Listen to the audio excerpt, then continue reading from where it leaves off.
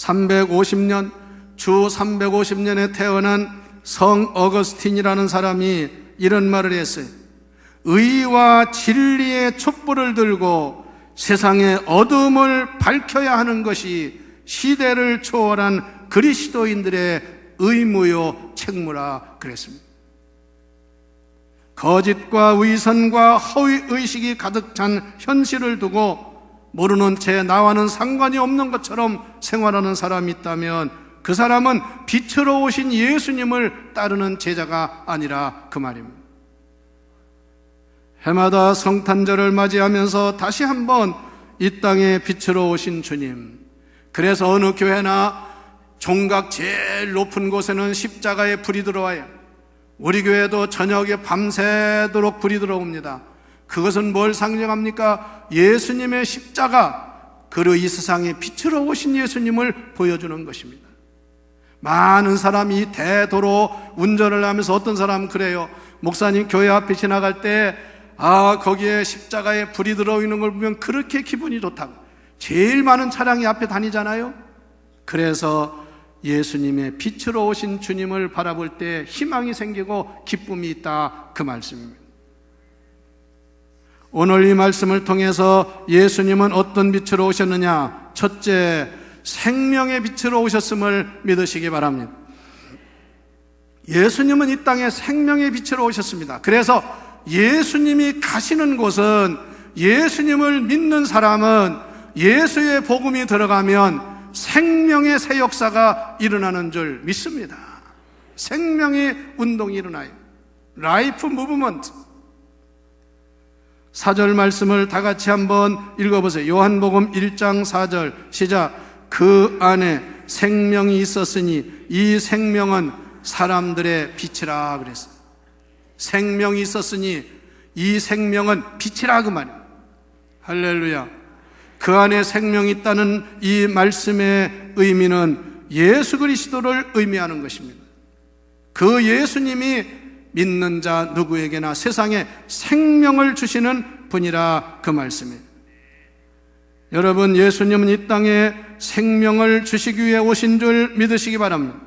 그래서 예수님은 자기 스스로 말씀하기를 나는 길이요 진리요 생명이라고. 나를 믿는 자는 생명을 얻는다. 나로 말미암지 않고는 아버지 하나님께 올 자가 없느니라. 할렐루야. 또 요한복음 8장 12절에 보면 예수께서 이르시되 나는 세상의 빛이니 나를 따르는 자는 어두움에 다니지 아니하고 다 같이 생명의 빛을 얻으리라. 할렐루야. 여러분 정말 예수님을 제대로 따르면 여러분은 생명의 빛을 얻을 줄 믿습니다. 생명의 빛이 있어야 되는 거예요. 죽음의 빛이 아닙니다. 어두움의 빛이 아닙니다. 생명의 빛을 얻으리라. 할렐루야. 얼마나 귀한 말씀입니까? 하나님이 세상을 처음 창조하실 때 엿새 동안 세상을 창조하셨는데 첫째 날 창세기 1장 3절에 보면 첫째 날 뭘 창조한지 아세요? 예? 빛을 창조했습니다. 빛. 빛은 생명입니다. 그래서 제일 먼저 창조한 것이 빛입니다. 돈이 아닙니다. 물질이 아닙니다. 물도 아닙니다. 빛을 창조하셨어요. 예수님은 영적으로 이 세상에 생명의 빛으로 오신 주님이신데 예수님이 계신 곳에는, 예수님이 가시는 곳에는, 예수님을 믿는 곳에는 언제나 생명의 역사가 일어남을 믿습니다. 할렐루야. 예수님이 없이 생명을 얻을 수가 없어요. 예수님이 없이 생명의 빛을 발할 수가 없습니다. 오늘날 각종 어두움의 세력이 엄습하는 세상이에요. 그래서 개인의 심령이 황폐화되고 가정이 파탄이 오고 사회가 혼란해지고 이러한 어두움의 세력들이 난리를 칩니다. 다시 한번 생명의 빛으로 오신 예수님을 여러분이 모시고 살 뿐 아니라 그 빛을 발하여 세상을 밝게 하는 사명을 감당해야 합니다. 두 번째, 예수님은 이 땅에 희망의 빛으로 오신 줄을 믿습니다. 기독교인들이 모이는 국제회의나 어떤 단체에서 가장 많이 쓰는 그 표 중에 하나가 뭐냐면 세상에 희망의 빛으로 오신 예수 그리스도라는 말이에요. 세상은 희망이 없고 어두움이 난리치고 있는 세상에 희망의 빛으로 이 땅에 오셨다, 그 말입니다. 다 같이 5절 말씀을 읽어보시기를 바랍니다. 5절 시작. 5절 6절 시작. 빛이 어두움에 비치되 어두움이 깨닫지 못하더라. 하나님께로부터 보내심을 받은 사람이 있으니 그의 이름은 요한이라. 그가 증언하러 왔으나 곧 빛에 대하여 증언하고 모든 사람이 그로 자기로 말미암아 믿게 하려 함이라. 할렐루야. 그래서 예수님은 이 세상에, 예수님 당시도 마찬가지고요, 지난날도 마찬가지고 지금도 마찬가지예요. 세상은 어두움이 판을 칩니다. 두려움과 염려가 판을 칩니다. 이러한 세상에 우리 예수님은 희망의 빛으로 오신 줄을 믿습니다. 어두움의 특징은 절망과 두려움과 분열과 방탕함과 원수 맺는 것과 음행과 당짓는 것과 시기와 질투라고 갈라디아서 5장 19절로 21절에 말씀했어요. 그러나 희망의 빛으로 오신 예수님을 믿으면 사랑과 희락과 화평과 온유와 절제와 서로 사랑하고 돕는 그러한 아름다운 모습으로 살게 된다는 것입니다. 성도 여러분, 많은 사람들이 한숨을 칩니다. 참 기가 막힌 일이 많아요. 자, 식당 가서 식사를 하면서 물어보면 목사님 장사가 안 돼요. 문 닫는 데가 수두룩합니다. 내가 지난주에도 우리 교인 성도가 하는 식당에 밥을 먹으러 갔는데 아이고 어렵다고 그런 얘기야. 그건 식당만 그렇겠어요? 여러 가지 모든 분야가 다 지금 어려움을 당하고 있어요. 그렇다고 여러분, 이러한 현실에 매몰되지 말고 이런 때일수록 희망을 가지시기를 바랍니다. 주를 바라보시기를 바랍니다. 지난주도 말씀드렸지요. 어떤 사람이 승리하느냐? 희망을 가진 사람이 승리합니다. 하늘이 무너져도 뭐가 생긴다고요? 솟아날 구멍이 생겨. 다 죽을 것 같은데 사는 사람은 살더라고. 이사야 60장 1절 2절에 일어나라 빛을 발하라 이는 내 빛이 이르렀고 여호와의 영광이 내 위에 임하였음이니라. 그렇게 말씀하고 뭐라고 한지 아세요? 보라 어두움이 땅을 덮을 것이며 캄캄함이 만민을 가리려니와 그랬습니다. 그러나 너희는 그 어두움에 이용당하거나 지배당하지 말고 일어나 빛을 발하라, 그 말입니다. 할렐루야. 예수님께서 이 땅에 태어나실 때 세상은 어두움으로 꽉 찼습니다.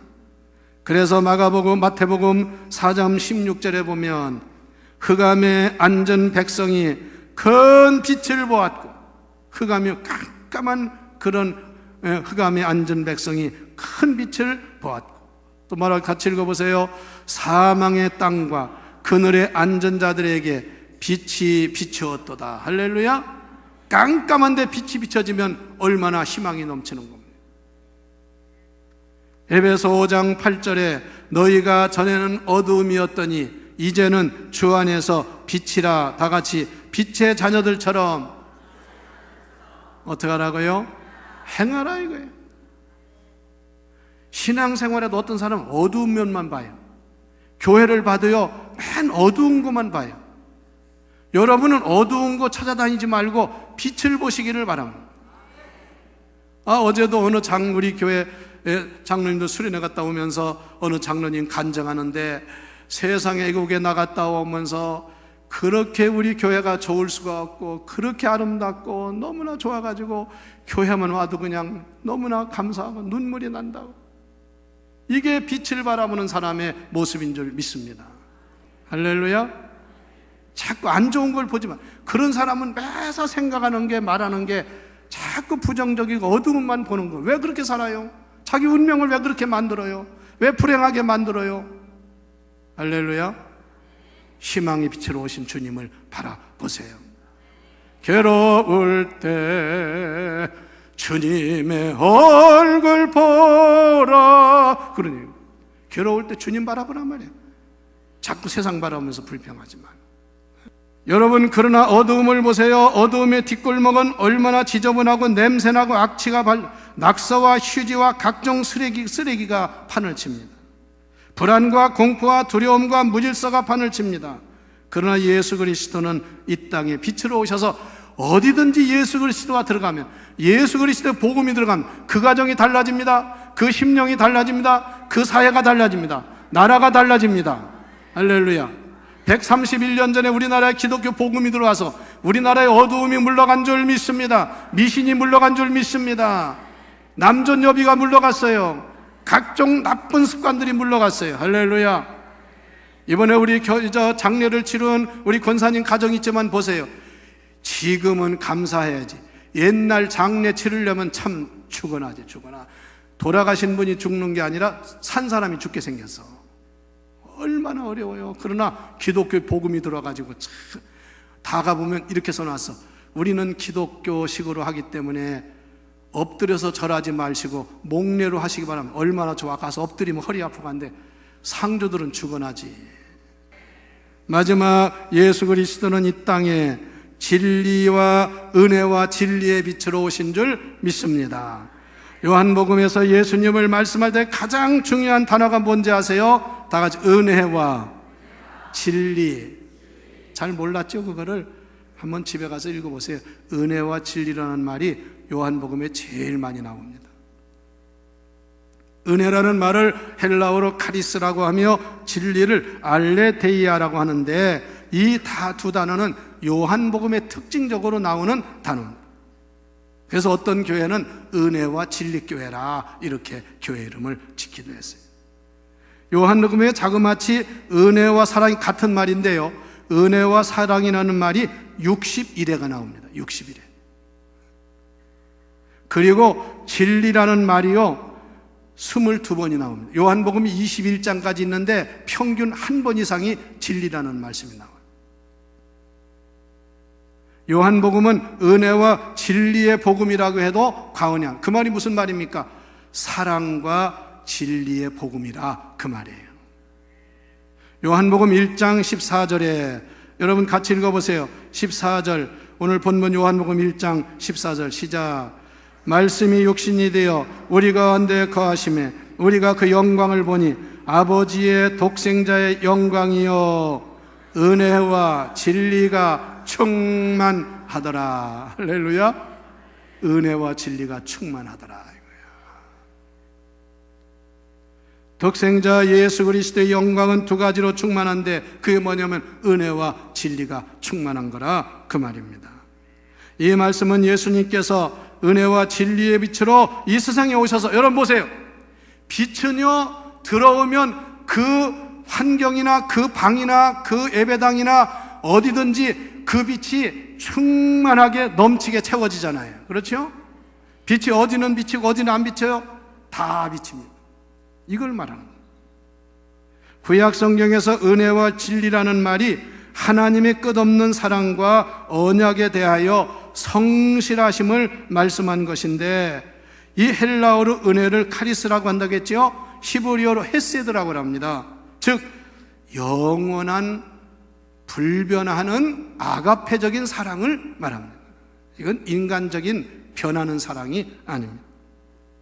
어떤 조건과 상관없이 백성에게 베풀어 주시는 하나님의 그 놀라운 사랑을 말합니다. 진리라는 말은 헬라어로 알레데이아라고 하는데 히브리어로 에메트라고 하는 말은 하나님의 신실하심, 하나님의 약속을 반드시 지키는 거, 이걸 말하는 거예요. 여러분 다시 한번 강조하는데요, 하나님 말씀은 진리인 줄 믿습니까? 천지는 변해도 말씀은 변하지 않는다고요. 그러므로 말씀대로 믿으면 여러분들 승리합니다. 말씀대로 믿으면 복을 받습니다. 그런데 많은 예수 믿는 사람이 아직도 세상 조건이나 세상 무슨 조약이나 이런 건 잘 믿으면서 하나님 말씀은 안 믿어요. 이게 참 불행한 거예요. 여러분들은 하나님 말씀을 제일로 믿으시기를 바랍니다. 그러면 그게 말씀대로 축복을 받는 거예요. 할렐루야. 요한복음 1장 17절을 같이 읽어보세요. 다 같이 본문 17절 시작. 율법은 모세로 말미암아 주어진 것이요 은혜와 진리는 예수 그리스도로 말미암아 온 것이라. 이 말씀 중요한 말씀이에요. 율법은 누구로 말미암아 왔다고 주어졌다고요? 모세의 율법이라. 십계명이 모세를 통해서 하나님이 주어졌어요. 그런데 은혜와 진리는 누구를 통해서 왔다고요? 예수 그리스도를 통해서 왔어요. 자, 은혜와 진리가 좋아요? 율법이 좋아요? 은혜와 진리가 좋지. 율법은 해라 하지 말라 이렇게 하면 큰일 난다 이런 걸 규제하는 것이 율법이야. 그런 은혜와 진리는 그게 아니에요. 하나님의 약속을 말씀합니다. 그런데 이거 하나 알아야 됩니다. 이 말씀을 원문으로 잘 해석해 보면요 이렇게 할 수 있어요. 율법은 모세로 말미암아 주어졌다는 말은 무슨 말이냐면요, 율법은 모세를 매개체로 해서 세상에 주어진 거라는 거예요. 여러분, 여러분의 가정에 수도가 들어오지요. 수도는 수원지에서 뭘 통해서 와요? 수도관을 통해서 오지요. 그냥 물이 떨어지는 거 아니잖아요. 그게 바로 뭐냐면 율법은 모세라는 사람을 통해서 수돗물이 오듯이 우리에게 전달되었다 그 말입니다. 그런데 은혜와 진리는 그리스도로 말미암아 우리에게 오셨다 그랬죠. 이 말의 의미가 상당히 큰 거예요. 모세는 율법을 우리에게 전해준 매개체지만 예수 그리스도는 은혜와 진리의 자체로 우리에게 오셨다 그 말입니다. 잘 이해가 안 돼요? 그래서 이걸 원문에서 보거나 영어 성경에 보면 모세를 통해서 왔다는 말을 given through Moses 그랬어. 모세를 통해서 주어졌다 그 말이에요. 그런데 예수님을 통해서 은혜와 진리가 왔다는 말은 comes from Jesus. 예수님이 가지고 왔다는 얘기야. 그 말은 다시 말하면 율법은 모세를 통해서 전해줬지만 은혜와 진리는 예수 그리스도가 오신 것이 은혜와 진리입니다. 그럼 우리가 예수 그리스도를 믿고 영접을 하면 우리 안에 은혜와 진리가 살아있는 것입니다. 할렐루야. 이게 차이가 있는 거예요. 복음 중에 복음이라고 하는 요한복음 3장 16절에 하나님이 세상을 이처럼 사랑하사 독생자를 주셨으니 이는 저를 믿는 자마다 멸망치 아니하고 영생을 얻게 하려 함이라. 보세요. 율법을 주었으니 율법을 지키는 자가 복을 받지요. 그러나 예수 그리스도는 하나님이 은혜와 진리로 세상에 보내주셨는데 그를 믿으면, 그를 영접하면 구원을 받고 은혜를 받고 복을 받는 줄 믿으세요. 그래서 예수님은 이 땅에 은혜와 진리의 빛으로 오셨다고 말입니다. 참 귀한 말씀이에요. 그러므로 예수님을 믿고 영접한 자는 은혜와 진리 안에 살게 돼 있습니다. 예수 믿으면서 거짓말 자꾸 하고 약속도 안 지키고 나쁜 짓 하고 하는 사람은 그 속에 은혜와 진리가 있는 사람이 아닙니다. 은혜와 진리가 있는 사람은 절대로 그런 짓을 못합니다. 여러분은 이 성탄절 대림절을 맞이해서 은혜와 진리로 오신 주님을 모시고 여러분 자체가 은혜와 진리를 증거하는 성도가 되시기를 바랍니다. 그래서 예수님은 말씀합니다. 나는 세상의 빛이다. 나는 세상의 빛으로 왔다. 그 다음에 뭐라고 그랬어요? 너희는 세상의 빛이라겠죠. 똑같은 말씀이야. 그런데 한 가지 다른 게 뭐냐? 예수님은 빛 자체입니다. 그래서 그걸 발광체라 그래. 빛을 발하는 분이야. 우리는 누구냐? 그 빛을 받아서 빛을 발하는 발사체라고 해요. 발사체. 예수를 믿으면 그 예수님의 빛을 우리가 발할 수 있는 거예요. 할렐루야. 그래서 오늘 말씀에도 영접하는 자, 이게 중요한 말씀인데요. 여러분 오늘 성경 다시 한번 읽어보세요. 어떤 말씀이 있나? 영접하는 자 12절을 같이 읽어보세요. 시작. 영접하는 자 곧 그 이름을 믿는 자들에게는 하나님의 자녀가 되는 권세를 주셨으니 13절 이는 혈통으로나 육정으로나 사람의 뜻으로 나지 아니하고 오직 하나님께로서 난 자들이라. 할렐루야. 영접하는 자 이렇게 큰 복을 받는 하나님의 자녀의 권세를 주셨다 그 말입니다. 믿습니까? 그래서 예수님은 말씀합니다. 내가 곧 길이요 진리요 생명이니 나로 말미암지 않고는 아버지께 올 자가 없느니라. 그 다음에 하신 말씀이 뭡니까? 요한복음 8장 12절에 진리를 알지니 진리가 너희를 자유케 하리라. 우리 교회 앞에 가면 큰 돌에다가 그 성구를 써놨지요. 이게 무슨 말이냐면 진리는 누구라고 그랬어요? 예수 그리스도지요.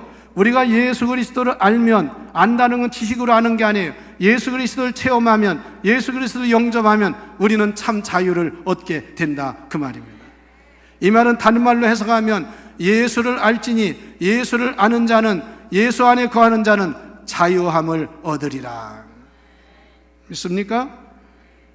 진리가 없는 세상은 어두움이 지배하고 어두움이 판치는 세상이고 어두움의 노예 생활을 하게 되는 것입니다. 예수님은 미움과 시기와 질투와 분쟁과 원수 맺고 당짓는 어두움과 죄악의 모든 세력을 물리치시고 세상의 은혜와 사랑과 진리의 빛으로 우리를 변화시키고 세상을 변화시키는 줄 믿습니다. 예수님은 거짓과 위선과 속임과 가짜가 판을 치는 세상에 은혜와 진리의 빛으로 오셔서 세상을 바르게 하시는 줄 믿습니다. 은혜와 진리와 사랑의 빛으로 오신 예수님을 영접하는 자, 그에게는 하나님의 자녀가 되는 권세를 주셔서 날마다 승리하게 함을 믿습니다.